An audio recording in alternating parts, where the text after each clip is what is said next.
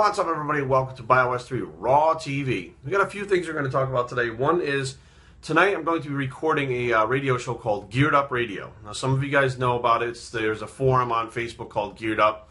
It's got some pros that have been around for a long time, some new pros that are in it. A lot of the guys that used to be on the message boards are on there now that are top competitors. It's a bodybuilding forum. Don't get me wrong, and I think it is a closed forum, so you'd have to either be invited or accepted into the forum. But they have a radio show. Adam McVeigh and Dave Johnston and Chris Genkinger. Now, Chris is going to be taking some time off for personal issues. They didn't say really what it was, so I want to wish him well. And I was actually slated to go on the show to talk about the Big Bitch formula situation. What happened with the company, my involvement, and what I knew about, what went on with it. And originally, I was just going to be on there for a short period of time. Yesterday, I was offered the opportunity to come on there and be the guest host for the show tonight, which I don't know if I'll be guest hosting often or once in a while. I don't know how it's going to be, but something new. It's a new venture that I'm kind of going into because I like to talk. So, I mean, let's face facts. And Adam and Dave are cool, so it seems like there's going to be I guess, I don't know what we're going to talk about, but we'll figure it out when we get there. But we'll have, the guest tonight is Heather Grace, IFBB Pro. And what we do is they interview in a little bit of a different way other than like the regular magazine interviews or stuff you see online. Something a little different. It's a little bit longer, more in-depth, kind of get to know these people. And they've had people like Phil Hernan on there, who is my coach, Dave Pulcinella. I mean, there's been a host of people on there, and there's going to be a link in the description box below so you guys can get over there and listen to past episodes. But that's what I'll be doing tonight, and when he gets up there, I'll put a link in my Facebook and stuff like that so you guys can listen to it if you want to. Now, the thing that sucks to have to talk about today, I just got word, I think Adam McVeigh was actually from Geared Up Radio, posted it first on Facebook, and then Sean Ray posted it up that Mike Matarazzo, IFBB Pro Mike Matarazzo passed away, waiting for a heart transplant. He had been battling illness for a while, and I'd heard about heart problems, but I didn't know if it was rumors, because you always hear rumors and bullshit going on. You don't know what's real and what's not, and, they're supposedly this bodybuilder died, that bodybuilder, and they're still alive. Elite Priest has died like 100 times. So, what's real, what's not, and apparently this was real. He had some heart issues. He was waiting for a heart transplant, and he just couldn't hold on anymore, so he passed away. Now, his father also passed away from an illness. I read about it, but I don't know what it was. I don't know if it was hereditary that he had the heart issue. Immediately, people are going to point the fingers and say steroids, and I get it. I understand, and I think Mike actually addressed that. Some of his health issues were complicated by stuff that he did. But I think the first thing that we need to look at is there is a very common link, a very common factor, okay? People like to point the fingers at steroids, and of course, all these guys have used steroids, but a lot more people have used steroids that haven't been injured from them, or haven't died, or haven't had complications. So, you look at it like that, and the scale tips, and says, okay, well, why is it affecting these people and not this other group of people?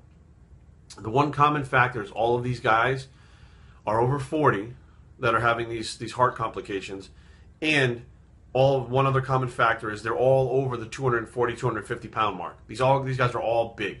Now, if you're a 250 pound fat person, the doctor would tell you you need to lose weight. It's not healthy to carry that much weight around. All these guys are over 40. All of them are essentially overweight, and all of them have had heart problems. This is how I'd say most of them wind up dying. So there's that common denominator. You got guys who use steroids for a long period of time who drop their body weight down to, let's say, 200 pounds, 210 pounds, they don't have the complications. They're not having the heart issues. They're not dying. So there's definitely a common link that needs to be looked at here, not just if you take a bottle of Dianabol, you're going to die at 50 of a heart attack. That's not necessarily true.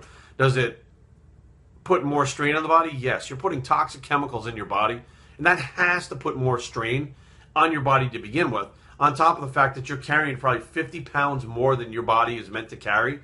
Even though it's muscle tissue, it's still weight. Your heart still has to pump the same. Matter of fact, that 50 pounds of muscle is worse than having 50 pounds of fat, because you have to pump more blood through that muscle because it's bioactively, metabolically active tissue.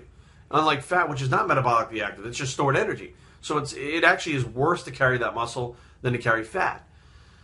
Now, Mike was hitting his stride when I first started getting into bodybuilding. He was actually from my area. He's from Massachusetts, about 30 minutes away from where I lived. He was known for having the gigantic calves. I believe they were 21-inch calves and 21-inch arms. I mean, just freaky, freaky, freaky. As far as being strong, I mean, I didn't know him to be like one of the strongest guys around, but without a doubt, freaky and, you know, nice and outgoing. And I do remember, and there's something to this day that Mike said that I still go by. I guess I live by it. I was watching an episode of American Muscle Magazine. This used to be a show that was on ESPN, or was it NESN, New England Sports Network? Either one. Anyway, it was American Muscle Magazine is what they called it. And they would have pros on there, and they would have, you know, the latest fads and fashions and stuff about bodybuilding. And this was probably the early 90s, like 90, 91, 92, 93. Maybe by 93, I think it might have been off the air. Maybe it would have been going a little bit longer than that.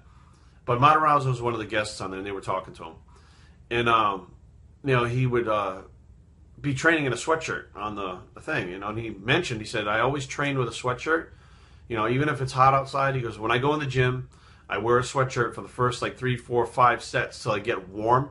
And once I get warm, I take that sweatshirt off and, you know, I'll be able to get a good pump. If I walk in there cold with just a tank top on, a lot of times I can't get the blood flow and I can't get the pump. He goes, and plus you don't look as good when you walk in there with a tank top on as you do when you get a pump. He's like, so it kind of messes with your mind at the same time. But as long as you keep those muscles warm like that, just peel the top off and, you know, continue training. And it made sense to me because, you know, when I was a youngster starting, I'd walk in the gym with a tank top, and you don't look like you did when you left the day before with a pump. So you feel like you regressed, you know, and, you know, all of our gyms were air conditioned at that time. I mean, we had, you know, big gyms like Gold's Gym. This was a big gym that we were training at this time. And so it was kind of not cold, but you weren't warm enough to get in there and start using heavy enough weights. You had to warm up. So it made sense. You know, I said, okay, so I started doing that. You know, I bought those bodybuilding sweatshirts with the Batwing tops that connected from like here all the way down to the waist. Bought those things. I was wearing those like T. Michael and stuff like that. And that's what they were wearing back then. And I would do that. I would train, get a pump, and then take the shirt off and continue my workout. Now, to this day, even if you know, if it's warm outside, I'll wear a T-shirt over my tank top, do my first few sets, and maybe 3, 4 sets into the workout when I'm starting to get warm. That's when I take it off. And that is directly related to Mike Matarazzo. Those were his words. It was advice that I took from his interview. And here we are 23 years later, and I'm still using his advice. You know, so it's a sad day for a lot of people, more than I am, because they knew him and they were friends with him, and a lot of people talk super highly of him, and it just sucks, you know. But I honestly think that common denominator that is causing these guys the heart issue. I mean, the common denominator in the kidney issues, all these guys that have fucked up kidneys and have had kidney transplants, we're taking fucking massive amounts, and they'll tell you straight out, massive amounts of prescription diuretics that fried their fucking kidneys. You hear it over and over again.